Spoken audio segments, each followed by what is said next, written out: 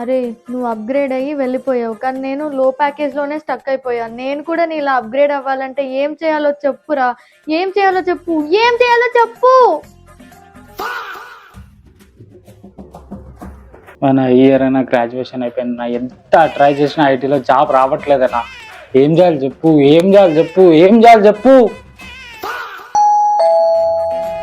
మీరన్నా బాబు మా అమ్మాయి నాయనది ఐటీలోకి రావాలంటే ఏం చేయాలి చెప్పు.